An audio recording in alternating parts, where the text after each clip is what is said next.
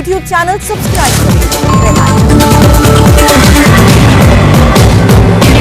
दोस्तों, good evening. आप सभी को पता है कि आज 5 अलग अलग राज्यों के जो विधानसभा का चुनाव हुआ है उसके रिजल्ट्स आ चुके हैं लगभग, और गिनती अभी भी चल रही है। ऐसे में अगर देखा जाए तो मुख्य पार्टी के तौर पर बीजेपी, और उसके बाद अलग अलग जगहों पर अलग अन्य क्षेत्रीय पार्टियां रही, चाहे वो चुनाव आसाम का हो या केरल का हो या पौंडीचेरी का हो या तमिलनाडु का हो या वेस्ट बंगाल का हो।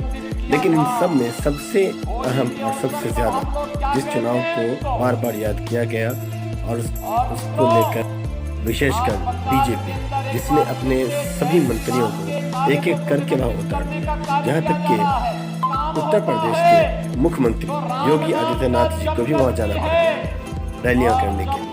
वहाँ होम मिनिस्टर यानी गृह मंत्री श्री अमित शाह जी को भी जाना पड़ गया, और स्वयं प्रधानमंत्री जी को एक सबसे बड़े प्रचारक के रूप में वहाँ जाना पड़ा। और इतनी सारी रैलियाँ करने के बाद, वो भी कैसी, आप खुद देखिए ये सारी रैलियाँ कितनी भीड़ के साथ, कितनी ज्यादा संख्या में भीड़ बनाई गई, यहाँ तक कि कोरोना प्रोटोकॉल का नियम नहीं ध्यान में रखा गया। इलेक्शन आयोग या इलेक्शन कमीशन ऑफ इंडिया ने भी इस पर कोई खास अपनी तरफ से रोक नहीं लगाई। आखिर क्यों? और आज जिस तरीके से हर 2 में से 1 रिजल्ट कोरोना पॉजिटिव मिल रहा है कोलकाता के अंदर, और बाकी वेस्ट बंगाल की भी अगर बात करें तो 25% तो पक्का पॉजिटिव केस मिल रहे हैं, और बाकी जो 75% बच रहे हैं उसमें भी ऐसा देखा जा रहा है कि अधिकतर ऐसे लोग हैं जो पॉजिटिव पाए जा रहे हैं, लेकिन उनके पास सिम्टम नहीं दिख रहा है कोरोना का, लेकिन वो पॉजिटिव है। आखिर किस बिना पर सारी जनता को इन 5 राज्यों में ही नहीं, इन 5 राज्यों की बात अगर करें तो चाहे जितने केंद्रीय मंत्री हो या मुख्यमंत्री हो या स्वयं प्रधानमंत्री हो या गृह मंत्री हो, इन लोगों को आप देख सकते हैं किसी भी रैली में जहाँ पे लाखों की तादाद में लोग दिख रहे हैं, इतने जनसाधारण तौर पर सभाएं की जा रही हैं। इस पर क्या इलेक्शन आयोग किसी तरह का रोक नहीं लगा सकता था? जबकि उसके पास पूरे अधिकार है, अगर वो चाहता तो रोक लगा सकता था, लेकिन क्यों मुख दर्शन बन करके वो इसे देखता रहा? उसे क्यों नहीं इलेक्शन आयोग ने रोकने की कोशिश करी? पहला सवाल। दूसरा सवाल ये भी है कि रोकना तो अपनी जगह है, किसी तरह का नियम भी उसने नहीं बनाया कि कितने लोग उस रैलियों में आ सकते हैं, वो भी छोड़ दीजिए। बावजूद इसके कि कोई नियम बनाया जाए या रैली करने से रोका जाए या वर्चुअल रैली की तरफ कोई रास्ता निकाला जाए, इतने बड़े पैमाने पर जो कोरोना विस्फोट वहां से होगा, इसका क्या असर दिखने को मिलेगा आने वाले समय में, ये तो वक्त ही बताएगा। क्या हमारे देश में सिर्फ इलेक्शन ही एक ऐसा मुद्दा है, इसके आगे किसी तरह की कोई बात नहीं हो सकती? मतलब मत की गणना बहुत ज़रूरी है, मृतकों की गणना से कोई लेना देना नहीं। आज जिस रफ्तार में, जिस संख्या में, जिस तेज़ी के साथ पूरे भारत के हर राज्यों की बात कर ली, और वेस्ट बंगाल में तो कुछ ज़्यादा ही दिख रहा है। तो ऐसे में इतने बड़ी संख्या में उत्तर प्रदेश भी कोई कम नहीं है। जिस तरीके से लाशों के ढेर दिख रहे हैं, चाहे वो आप कहीं भी चले जाएं, अगर शमशान घाट जाए तो वहाँ वही रश है, और अगर आप कब्रिस्तान जाए तो वहाँ ऐसी ही रश है। क्या सिर्फ इसी मत की गणना के लिए सारा खेल है? इन सब के बाद कैसा खेला होगा? फिर भी ममता बनर्जी ने अपनी जीत दर्ज कराई।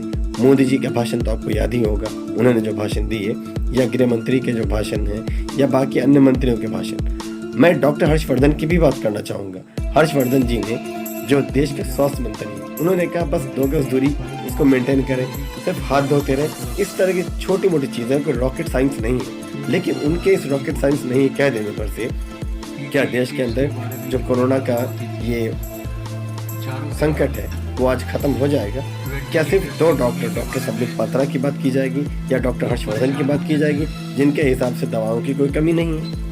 योगी आदित्यनाथ जी की बात मानेंगे कि उत्तर प्रदेश के अंदर सब कुछ ठीक ठाक चल रहा है, तो फिर इतनी अनियमितताएं क्यों है? क्यों हॉस्पिटल्स को ऑक्सीजन की सप्लाई नहीं मिल पा रही है? आखिर क्या वजह है? क्यों जानबूझ के क्या डॉक्टर्स उनको ये कहा जा रहा है कि ऑक्सीजन को लिमिट मात्रा में इस्तेमाल किया जाए? क्या कोई भी पेशेंट ऑक्सीजन पी रहा है, ऑक्सीजन खा रहा है? नहीं, ऑक्सीजन उसको जिंदा रहने के लिए जितनी ज़रूरत है उतनी ही दी जा रही है। तो क्या ऑक्सीजन की सप्लाई, क्या जीने का भी अधिकार आम जनता का नहीं है? सोचिए, मत की गणना से कहीं ऊपर उठ करके मृतकों की गणना ज़्यादा ज़रूरी है। जिस रेशो में मृत लोग घोषित हो रहे डे बाई डे, जो रेशो भागा जा रहा है, जितनी तेज़ी में कोरोना के वेव 2 लहर के बाद जिस रेशो में हर जगह से लाशों के अंबार देखने को मिल रहा है, ये त्राय हो रहा है हर जगह।